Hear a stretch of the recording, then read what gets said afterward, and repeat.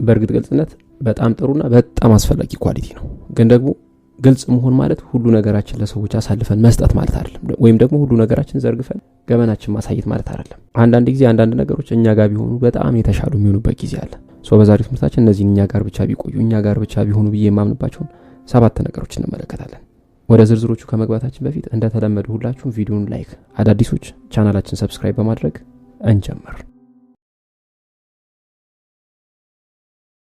የመጀመሪያው ቤተሰብ መሃል ያሉ አለመግባባቶችን። ቤተሰብ መሃል አለመግባባት ወይም ደግሞ ግጭት at any time ሊፈጠር ይችላል። ይሄ ኖርማል ነገር ነው። ይሄ በጣም ተፈጥሯዊ ነገር ነው። የግጭቱ መጠን ምንም ያህል ቢሆን እነዚህ ነገሮች ከቤተሰብ ውጪ ያሉ ሰዎች ከቤተሰብ አባላት ውጪ ያሉ ሰዎች ባትናገሩ ወይም ደግሞ ባታሳውቁ በጣም የተሻለ ነው። ለምሳሌ ይሄን እምላችሁ for every demon reason ይሄን ቅጽበት ሲጠብቁ ይሄን ሞመንት ሲጠብቁ የነበሩ ሰዎች ይኖራሉ። እነዚህ ሰዎች እቺን አጋጣሚ በሚፈልጉበት መልኩ እንዲሸቅጡባት በር መክፈት የለባችሁ። እዚህ ጋር ግን አንድ ነገር ልብ ልትሉ ይገባል። ይሄ ማለት ከዚህ በፊት ቤተሰባችሁን ሲሸመግሉ ለነበሩ ታላላቅ ሰዎች፣ የሃይማኖት አባቶች ምናምን ለተከበሩ ሰዎች ምናምን ወይም ደግሞ ፕሮፌሽናል የማማከር ስራ ላይ ሆነው ሲረዷችሁ ሲያግዟችሁ ለነበሩ ሰዎች ከዚህ በኋላ በቤተሰቦቻችሁ መሃል የሚፈጠሩ ነገሮችን መናገር ዲስክሎዝ ማድረግ የለባችሁ ማለት አይደለም። በትክክል ይረዱኛል ብላችሁ የምታስቧቸው ሰዎች ካሉና ከዚህ በፊት የዚህ አይነት ኤክስፒሪየንስ ከነበራችሁ ያንን ነገር ልታቋርጡ አይገባም። እየተጠቀማችሁበት እያተረፋችሁበት እንደሆነ የሚሰማችሁ ከሆነ ማለት ነው። በዚህ አጋጣሚ ፕሮፌሽናል የማማከር አገልግሎት የምትፈልጉ ሰዎች ካላችሁ ኢንስታግራም ላይ ስክሪኑ ላይ በተጻፈው መልኩ የመፍትሄ ቤት ብላችሁ ሰርች ብታደርጉ ኮንታክት ልታደርጉኝ ትችላላችሁ።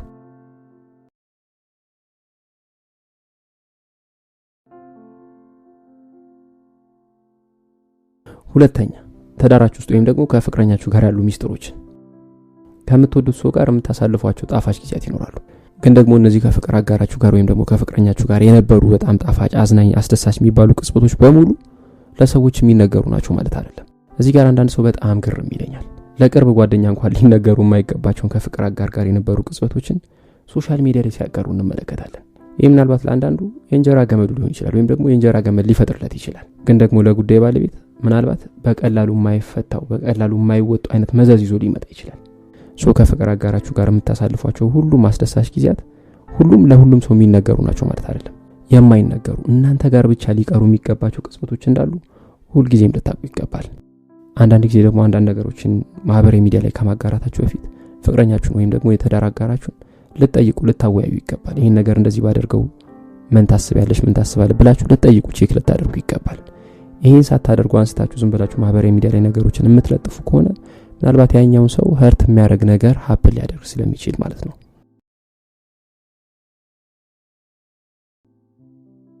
ሶስተኛ ስላለፈ የፍቅር ህይወታችሁ። በተለይ አሁን ላይ ፍቅረኛ ካላችሁ ወይም ደግሞ የፍቅር ህይወት ከጀመራችሁ ስላለፈ የፍቅር ህይወታችሁ ደጋግማችሁ ባታወሩ ይመረጣል። ምክንያቱም ይሄን ስታደርጉ የፍቅር አጋራችሁን ስሜት እየጎዳችሁ ምቾት የማይሰጣቸው ነገሮች እያደረጋችሁ እንደሆነ ልታስቡ ይገባል። ለምሳሌ ስሜታቸው ሊጎዳ ወይም ደግሞ ምቾት ላይ ሰጣቸው የሚለው ለምሳሌ ስለ ድሮ የፍቅር ህይወታችሁ ደጋግማችሁ ባነሳችሁ ቁጥር የሆነ ያልቋጫችሁት ወይም ደግሞ ያልዘጋችሁት ነገር እንዳለ እንዲሰማችሁ ሊያደርግ ይችላል። አዲስ የፍቅር ህይወት ውስጥ ከገባችሁ በኋላ ደጋግማችሁ ስላለፈ የፍቅር ህይወታችሁ ማውራት በምንም መልኩ አስፈላጊ አይደለም። ይሄ ማለት ግን ስላለፈ የፍቅር ህይወታችሁ አሁን ላለው የፍቅር አጋራችሁ ወይም ደግሞ አሁን ላለችው የፍቅር አጋራችሁ ጨርሶ መናገር የለባችሁ፣ መደበቅ አለባችሁ ወይም ደግሞ ያንን ነገር ዋሽታችሁ ማለፍ አለባችሁ ማለት አይደለም። አሁን በህይወታችሁ ካለው የፍቅር አጋርሽ ወይም ደግሞ ካለችው የፍቅር አጋር በፊት ሌላ ሰው በህይወትሽ እንደነበረ በሚገባ በግልጽ ልትናገሩ ይገባል። ከዛ ሰው ጋር በምን ምክንያት የፍቅር ህይወታችሁ እንደተቋጨ ምክንያቱን ጭምር አንድ ባንድ ልትነግሩ ይገባል። ይሄንን ነገር አንድ ጊዜ ካደረጋችሁ በኋላ ከዛ በኋላ ደግማችሁ ስለዚህ የፍቅር ህይወት ማንሳት አይጠበቅባችሁ። ይሄ ብቻ አይደለም፣ ያለፈ የፍቅር ህይወት ታሪካችሁ በህይወታችሁ ውስጥ ምንም ኮንትሪቢዩሽን ለሌላቸው ሰዎች ወይም ደግሞ ራንደም ፒፕል ብላችሁ ለምትሏቸው ሰዎች በፍጹም መናገር የለባችሁ። ይሄ ነገሮችን ያለ ፈቃዳችሁ ገብተው እንዲፈተፍቱ እንዲበጠብጡ ሊያደርግ የሚችል በጣም አደገኛ ነገር ስለሆነ ማለት ነው።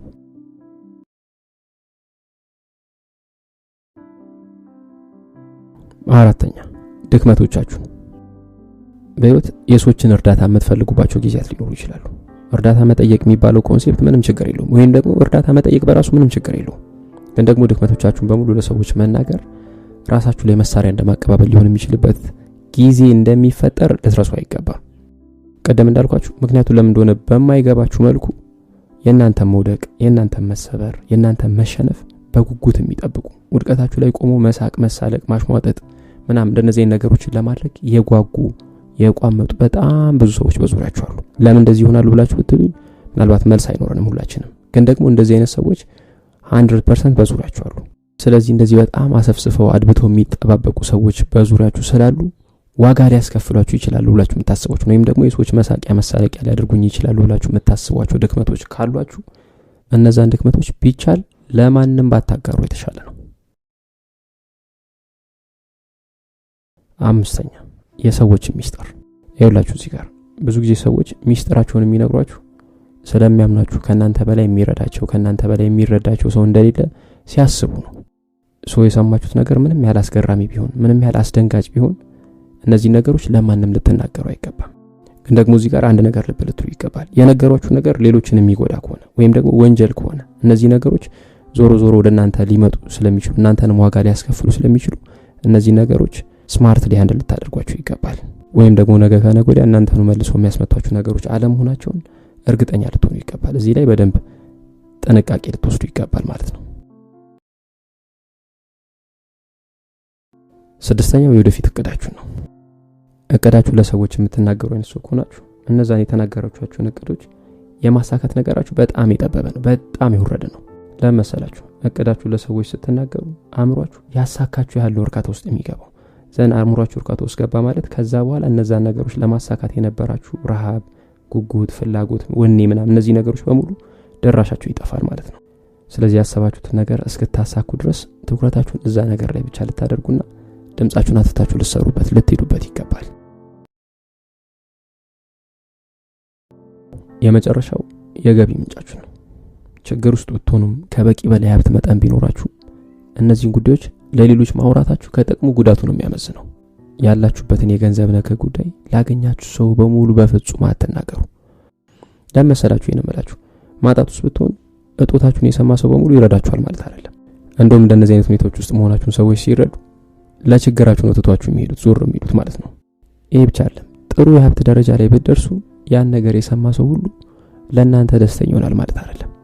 ስለዚህ ብታጡም ብታገኙም ያላችሁበት ሁኔታ ለምታምኗቸው ሰዎች በትክክል ሊረዷችሁና ሊረዷችሁ ለሚችሉ ሰዎች ብቻ ብታጋሩ ብትናገሩ የተሻለ ነው ማለት ነው።